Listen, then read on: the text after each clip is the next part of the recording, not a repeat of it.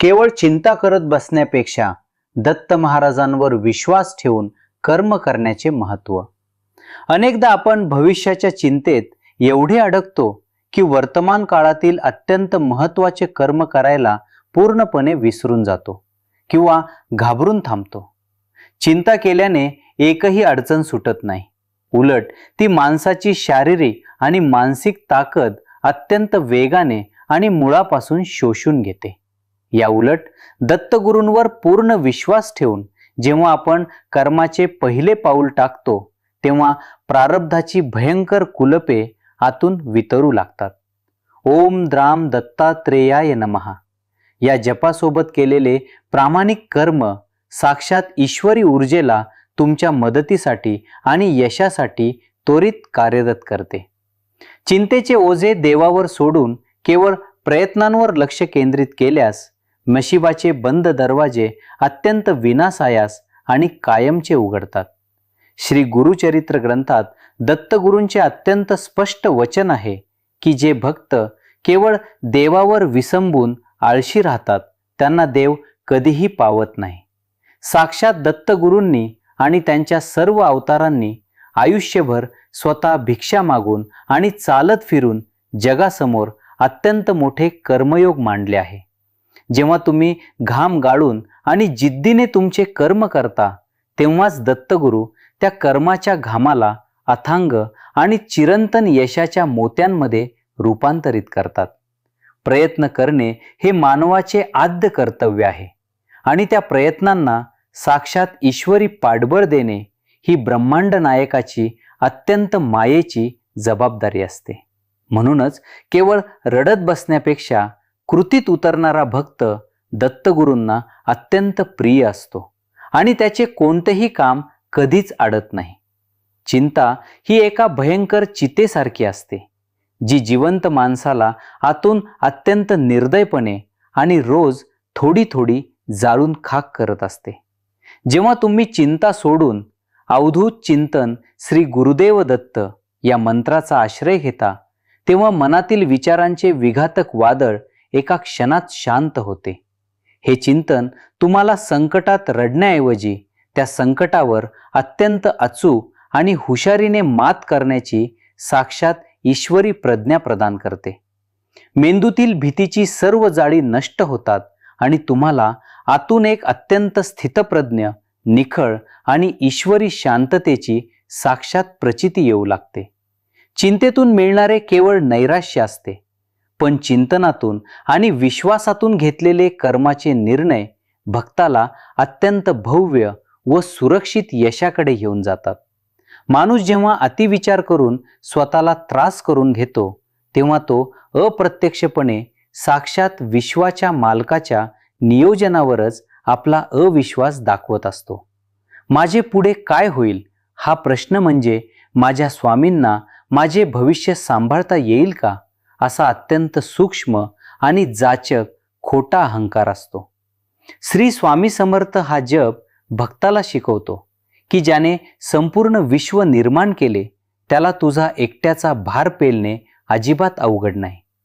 विश्वासाची ही पायरी गाठल्यावर भक्ताला समजते की आज आलेले संकट हे विनाशासाठी नसून एका अत्यंत मोठ्या आणि भव्य यशाची पूर्वतयारी आहे. स्वामींच्या वेरेवर ठेवलेला हा डोळस आणि आंधळा विश्वास भक्ताला चिंतेच्या गर्तेतून कायमचा बाहेर काढून अत्यंत निर्भय बनवतो. देव चमत्कार नक्की करतो, पण तो चमत्कार अनुभवण्यासाठी भक्ताला आधी स्वतःच्या मानवी प्रयत्नांची अत्यंत प्रखर आणि शेवटची सीमा गाठावी लागते. जेव्हा तुम्ही तुमचे 100% देता आणि आता यापुढे माझे काही चालत नाही अशी अत्यंत प्रामाणिक हतबलता येते, तिथेच ईश्वरी हस्तक्षेप होतो. साक्षात श्री स्वामी समर्थ महाराजांच्या कृपेने नेमक्या त्याच शेवटच्या आणि निर्णायक क्षणी अत्यंत अनपेक्षित मदत धावून येते आणि अपयशाचे पारडे फिरते. मी माझे कर्म केले, आता यश देणे स्वामींच्या हातात आहे हा विचार मनावरचा अत्यंत जाचक आणि भयंकर ताण एका झटक्यात नष्ट करतो. प्रयत्नांच्या या शेवटच्या बिंदूवर मिळणारी ही ईश्वरी मदत सिद्ध करते की दत्तगुरू तुमच्या प्रत्येक प्रामाणिक कर्माची अत्यंत सूक्ष्म आणि मायेने दखल घेत असतात. फळाची अपेक्षा न ठेवता केलेले कर्म म्हणजेच निष्काम कर्म, आणि हीच साक्षात दत्तगुरूंची अत्यंत आवडती आणि परमोच्च भक्ती मानली जाते. जेव्हा तुम्ही मला हे हवेच या हट्टापायी काम करत नाही, तेव्हा तुमच्या कर्मातील अत्यंत विषारी स्वार्थ आणि अपयशाची भीती समूळ नष्ट होते. श्री गुरुदेव दत्त या सिद्ध मंत्राच्या जापाने भक्त केवळ एक निमित्त मात्र साधन बनून साक्षात ईश्वरासाठी आपले काम करू लागतो. अपेक्षेच्या या विरक्तीतून केलेले काम इतके उत्कृष्ट आणि सात्विक होते की जगातील सर्व वैभव साक्षात दासासारखे त्याच्या पायाशी येऊन लोळण घेते. संसारात राहूनही संसाराच्या मोहापासून अलिप्त राहून कर्म करण्याची ही अवस्था भक्ताला थेट अवधूत आणि अत्यंत स्थितप्रज्ञ बनवून मोक्षाकडे नेते. जेव्हा चारही बाजूंनी संकटे घेरतात आणि बुद्धी पूर्णपणे सुन्न होते, तेव्हा रिकामे बसण्याने मनातील भीती 1000 पटींनी अत्यंत भयंकर स्वरूप घेते. अशा वेळी जागेवरून उठून अत्यंत छोटे का होईना पण कर्माचे पाऊल टाकणे हा त्या मानसिक अंधारातून बाहेर पडण्याचा एकमेव ईश्वरी मार्ग असतो. श्रीपाद राजम शरणम प्रपद्ये हा जप करत जेव्हा तुम्ही कामात स्वतःला बुडवून घेता, तेव्हा मेंदूतील नैराश्याची वारंवारिता अत्यंत वेगाने सकारात्मकतेत बदलते. कर्माच्या या प्रवाहात राहिल्यामुळे नकारात्मक विचारांना मनात घर करायला अजिबात जागा उरत नाही आणि संकट अत्यंत क्षुल्लक वाटू लागते. काम करत राहण्याने येणारा नैसर्गिक थकवा तुम्हाला अत्यंत शांत झोप देतो आणि दुसऱ्या दिवशी लढण्यासाठी एका अत्यंत नव्या आणि अद्भुत ऊर्जेने भरून काढतो. कर्म हे रथाच्या चाकासारखे आहे, पण श्रद्धा हा त्या रथाचा अत्यंत मजबूत आणि योग्य दिशेने धावणारा ईश्वरी घोडा आहे, जे दोन्ही अत्यंत आवश्यक आहेत. केवळ कर्म केल्याने अहंकार येतो आणि केवळ श्रद्धा ठेवल्याने आळस येतो, पण या दोन्हींचा अद्वैत संगम भक्ताला एका परमोच्च शिखरावर घेऊन जातो. श्री स्वामी समर्थ या मंत्राने भक्ताच्या जीवनाचे सार्थ साक्षात ब्रह्मांड नायक स्वतःच्या हाती घेतात. त्यानंतर भक्ताच्या हातून अत्यंत अचूक, भव्य आणि जगाच्या कल्याणाची कामे विनासायास होऊ लागतात, ज्यात कोणत्याही चुकीला अजिबात जागा नसते.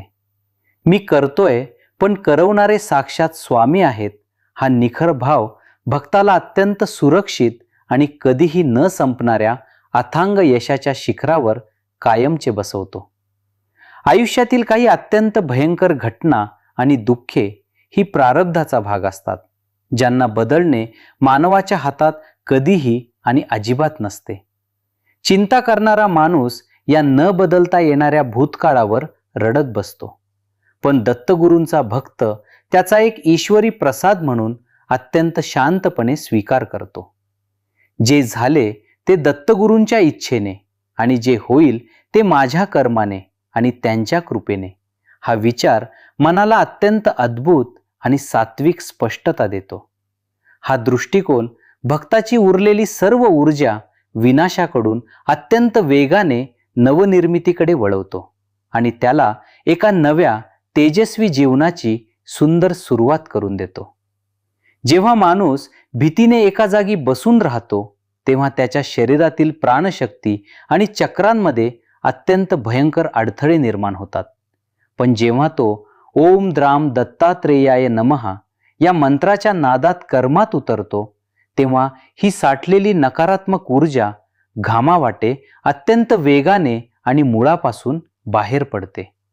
कामाच्या या भौतिक गतीमुळे मज्जासंस्था अत्यंत जागृत होते आणि शरीरातील प्रत्येक पेशी एका अद्भुत आणि साक्षात दैवी चैतन्याने भरून जाते. यामुळे भक्ताला अकारण येणारा शारीरिक थकवा, नैराश्य आणि उदासी कायमची संपून जाते आणि त्याच्या चेहऱ्यावर एक अत्यंत सात्विक तेज निर्माण होते. कर्म हे केवळ भौतिक प्रगतीसाठी नसते, तर ती सूक्ष्म देहाची आणि चक्रांची अत्यंत शास्त्रशुद्ध आणि ईश्वरी शुद्धी करणारी एक अथांग आणि जिवंत साधना असते. व्हिडिओ आवडल्यास चॅनल नक्कीच सबस्क्राईब करा. धन्यवाद.